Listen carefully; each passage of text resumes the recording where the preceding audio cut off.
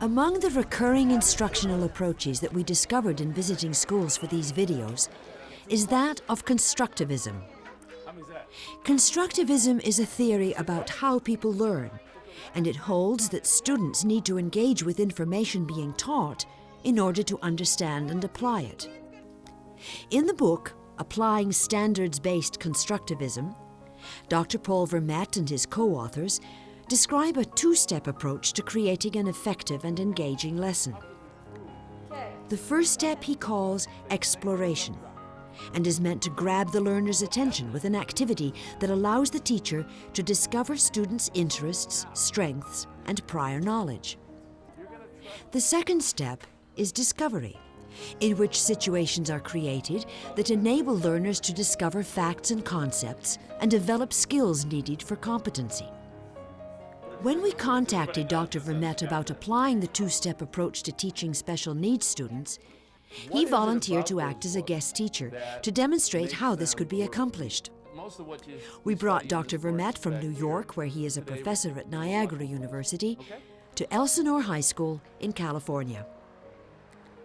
To help us with the lesson, a class of 30 special education students was brought together for Dr. Vermette's visit.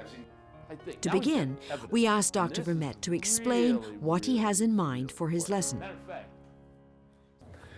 Today we made the clear decision here. I invented a new lesson for the 10th grade kids who are going to be reading the Elie Wiesel book, Night. And I have a good friend, Tammy Hargraves, who knows people from Elsinore. She worked with them last summer. And she's going to be an 10th grade English teacher herself.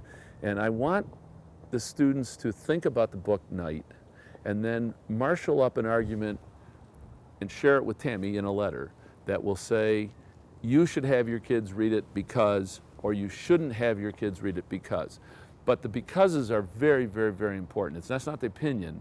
It'll be the evidence, which is the second part of the lesson, the evidence they use to support their position. So we'll be working on the concept of evidence and putting it into work in a letter about Night.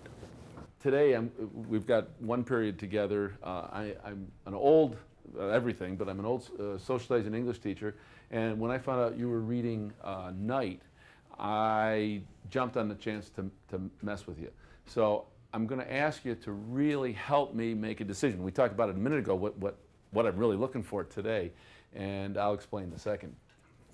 I got a quarter here. Okay, the quarter? There's a quarter. There's a quarter. Okay, now if I drop the quarter, what'll happen? Hit the ground. He's sure of that. You sure of that? I got $5 on it. I did. No. It's gonna You know, fall it's somewhere. it's going to go somewhere. I mean, if I just let it just drop, right? Mario thinks hits the ground. Some of you are saying, no, it just hangs there. And then other people say, no, it floats up. Why would it float up? So you're pretty sure. So you'd bet $5, you said. I didn't either. Oh, somebody said. Now, how could we prove who's right? Stays the same, goes up, drops. How do we drop it? So evidence would be what you see now. Mario, if it drops, all right, you can pick it, you can keep it, okay? No way. All right, yeah. I All right. Now he's got evidence, and this is really, really, really important. Matter of fact, some people still don't believe the Holocaust happened, but there's tons of evidence. This book, by the way, is evidence because the guy really was there. It's not a novel. It's not a story. It's the real truth that he thinks. Now, he has his own perspective, but that's evidence that the Holocaust happened, and that's one of the reasons we do it. All right. We're going to write just a brief thing that's an argument or a persuasive point. Should the kids read it? Should they not read it? In other words, when Ms. Scherschel says, here, good, read this, you say, Or did you say, oh, good, that's a good book? What'd you say? I was interested. Okay. Might you get interested if you get reading in it? Now, let me try this. It's page 28. You don't have to read long, just listen, okay? Or you can if you want to read, but. Hey, kid, how old are you? Remember this part? I was one of the prisoners who asked me this, not one of the guards. I could not see his face, but his voice was tense and worried. I'm not quite 15 yet. No, 18. But I'm not. I said 15. Fool, listen to what I say. Then he questioned my father, who replied, 50. The other man grew furious. Not 50. Do you understand? Not 50. You, sir, are 18 and you are 40. Now, I'm old as dirt. I'm older than some of your grandparents. Here's my numbers. At 57, you're like, a kid compared to, well, you are a kid compared to me. He doesn't, this prisoner says to the other prisoner, don't tell him you're 50. Why? What will the guards think? He's old. He's old, and therefore? He can't work. Can't work, and therefore? They kill him. You got it. Now you have logical evidence of his argument. And what about the other one? The boy is 18. The boy is 15, but they want him to say 18. What was the logic there? Didn't work. If he's too young, So they'll kill him 'cause he's too young. you come to us too young. So that's what the old guy, the prisoner, is saying, and that's where we are here. Now there's a couple things. What do you think? Do you suppose we've come here for our own pleasure? Do you think we've asked to come to Auschwitz? A little more, and the man was bothering me. I would have killed him. Shut your trap. I'll squash you now. Don't you know what's in store for you here in Auschwitz? This is 1944. Don't you know what we're doing? Nope. I didn't know what he was talking about. I could not believe my ears. Do you see the chimney over there? Do you see it? He says, yes, I see it. You know what those are? Remember what that was? The crematories. So that's fairly stark, that whole passage.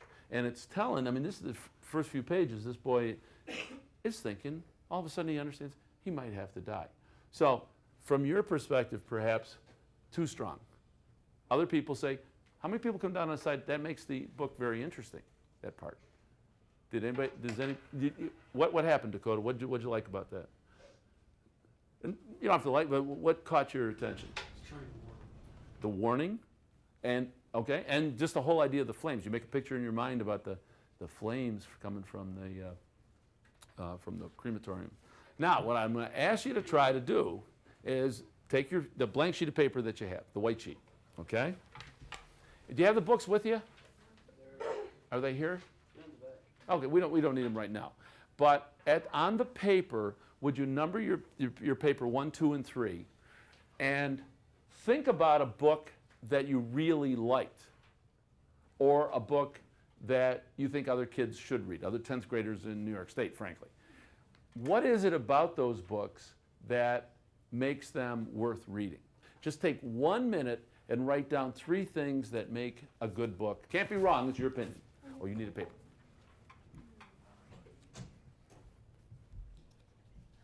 Okay, eyes up here real quick. I want to make sure I pronounce it correctly. Ashe, is that how you said it?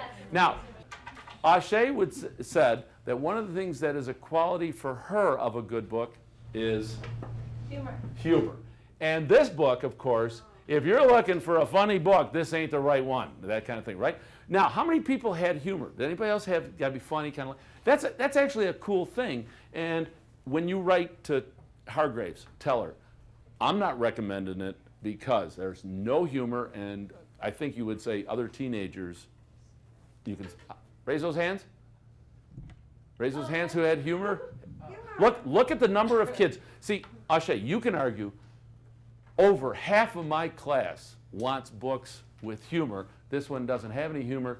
Find a funny book. And we've got evidence. There's the evidence right there. The hands were up. You saw that, okay? Sir, what's your name? Mark. Oh, that's the second time. It's going to be a while. Martin or Mark? Mark. Oh, Mark, that's easy. Mark, what makes a good book? Action. Action. So humor, action. Now, it's interesting. There's violence in this book. Is there action? Sort of. So, some action. So his argument now is books with action are more interesting, better read. This one has some. I don't know which side you're in favor of it or against it, but you see? Matt. Pictures. Now, nice round of applause for that.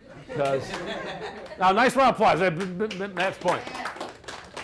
You know why You know why the paper in front of you is blank, that paper? Because what I thought we might do today is pick a number between 1 and 100. Write it down. Pick a number between 1 and 100, not 10. 21. Pick a number between 1 and 100, not 10, 21. I'm going to run out of gas pretty soon. 50. And then you'd have to read that page and draw a picture of it.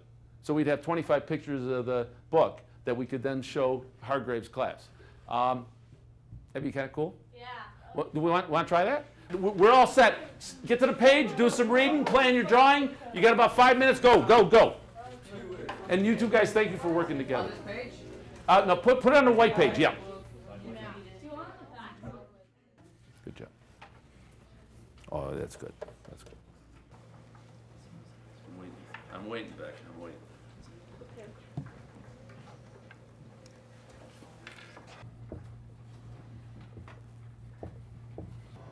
I like to teach the book a little bit, then teach the persuasion.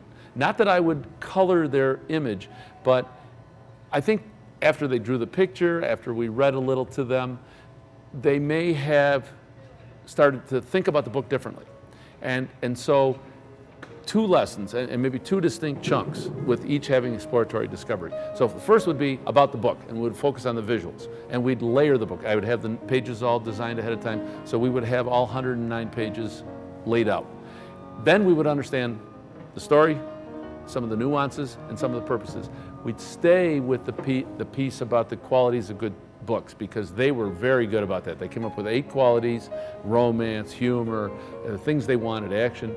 And then we could have combined the 2. Now that you know the whole story, what's your advice to Tammy? And that would have made it a stronger, tighter piece.